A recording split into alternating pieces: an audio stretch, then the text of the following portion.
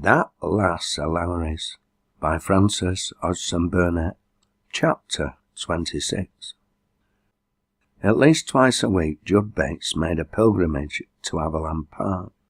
Having been enlightened to the extent of 2 or 3 chapters of Robinson Crusoe, Sammy Craddock was athirst for more.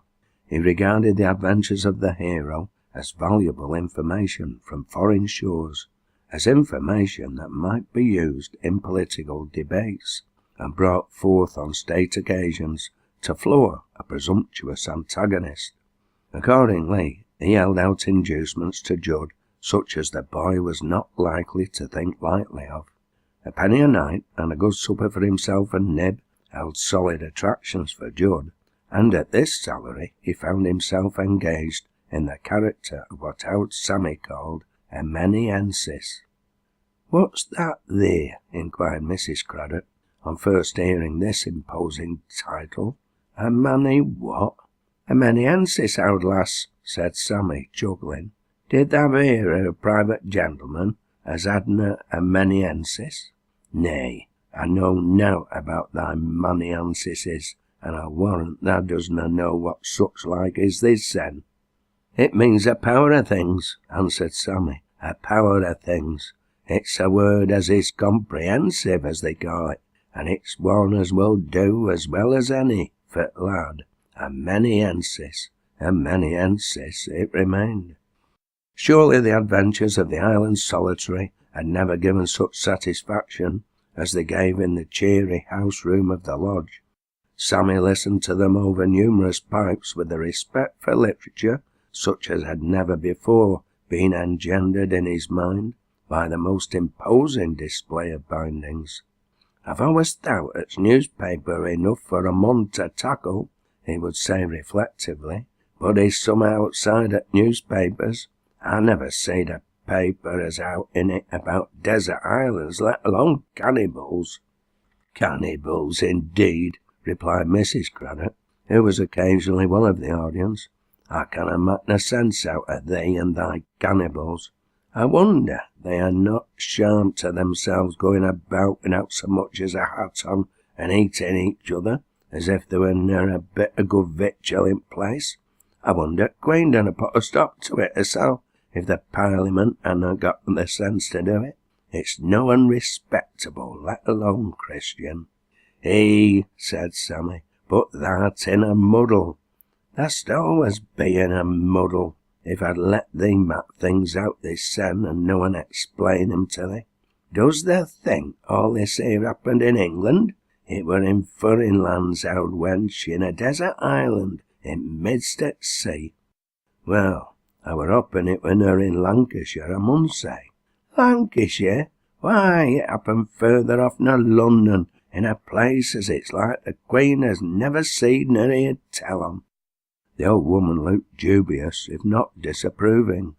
A place that was not in Lancashire, and that the Queen had nothing to do with, was to her a place quite off colour. "Well, well," she resumed, with the manner of an unbeliever, "thee go on thy way reading if thou can tak comfort in it, but I mun say again, and it doesna sound Christian to me. That's the least I can say on it."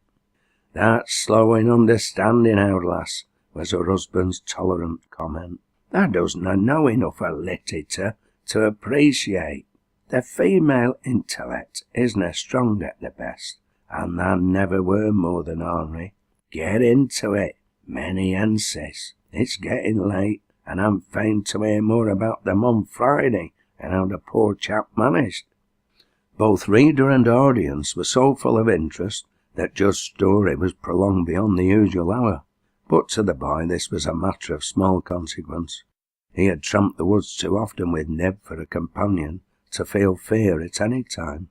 He had slept under a hedge many a night from choice, and had enjoyed his slumber like a young vagabond as he was. He set out on this occasion in high good humour. There were no clouds to hide the stars. He'd had an excellent supper, and he had enjoyed his evening. He trudged along cheerily, his enjoyment as yet unabated. The trees and hedges, half stripped of their leaves, were so suggestive of birds' nests that now and then he stopped aside to examine them more closely, The nest might be there yet, though the birds had flown. Where Throssell's had built this year, it was just possible others might build again, and at any rate it was as well to know where their haunts had been. So, having objects enough to attract his attention, the boy did not find the way long. He was close upon the mine before he had time to feel fatigue possible, and nearing the mine he was drawn from his path again by a sudden remembrance brought up by the sight of a hedge surrounding a field near it. "There were a bird as built in that hedge in spring," he said. "She were a new kind. I'd forgotten her. I meant to ha' watched her. I wonder if any other felly fun her. I'll go and see if nest is there." He crossed the road to the place where he fancied he had seen his treasure, but not being quite certain as to the exact spot, he found his search lengthened by this uncertainty. "It were here," he said to himself. "At least I thought it were. Some chap mun have found it and took it." At this moment he paused as if listening. "What's that there?" he said. "There's someone on t'other side of the hedge." He'd been attracted by the sound of voices, men's voices, the voices of men who were evidently crouching under the shadows of the hedge on the other side, and whose tones in a moment more reached him distinctly, and were recognised. The first was Dan Lowrie's, and before he had heard him utter a dozen words, Judd dropped down upon his knees and laid his hand warningly upon Nib's neck. The dog pricked his pointed ears and looked up at him restlessly. All the self-control of his nature could scarcely help him to suppress a whine. "Them as is feared to stand by Dan Lowrie," said the voice with an oath, "let him say so." "There's not a man here as is feared," was the gruff answer. "Then there's no need to gab no more," returned Lowrie. "You know what you are getting to do. You had the vitriol and the sticks.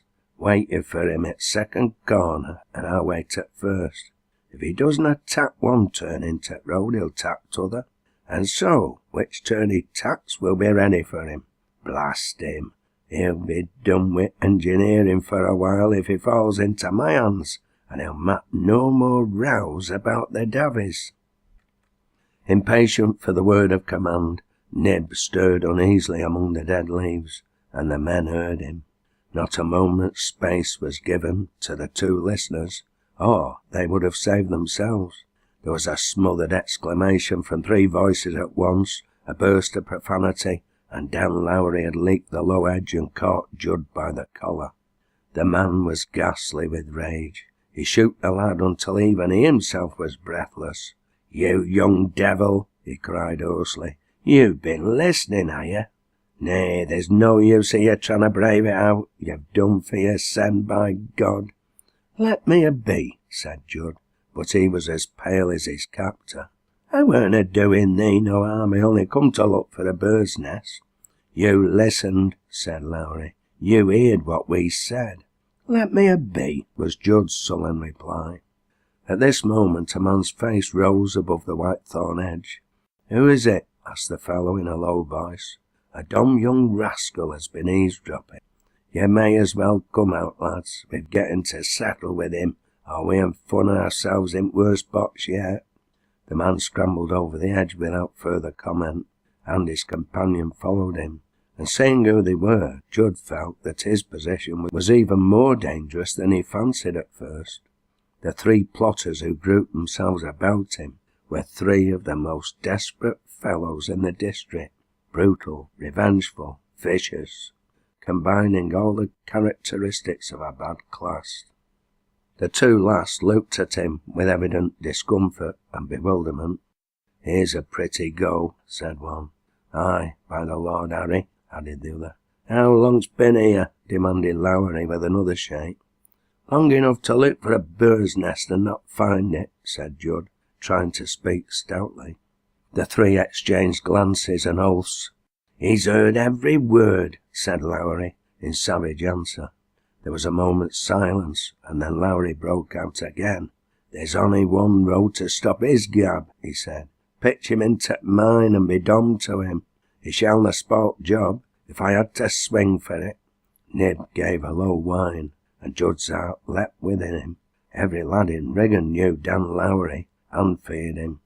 There was not a soul within hearing, and people were not so fond of visiting the mine at night, so if they chose to dispose of him in any way, they would have time and opportunity to do it without risk of being interfered with. But it happened that upon the present occasion, Lowrie's friends were not as heated as himself. It was not a strictly personal grudge they were going to settle, and consequently some remnant of humanity got the better of them. "Nay," said the youngest, "one's enough." "Nay," Lowrie put in, "one's not enough for me. If there's another as is going to meddle, summat's getting to be done, and done quick." "Mak' him promise to keep his mouth shut," suggested number 3. "He'll do it sooner nor get his son into trouble." "Well, ta?" demanded the young one. Judd looked up at him. He had the stubborn North Country blood in him, and the North Country courage. Having heard what he had, he was sharp enough to comprehend it. There was only one engineer whom Lowrie could have a grudge against, and that one was Derrick. They were going to work some harm against Master Derrick, who was his friend, and Miss Anice's. "Well, ta?" repeated the questioner, feeling quite sure of him. The youth of Wrigham were generally ready enough for mischief, and troubled by no scruples of conscience, so the answer he received took him by surprise. "Nay," said Judd, "I willna." "Thou willna?" "Nay."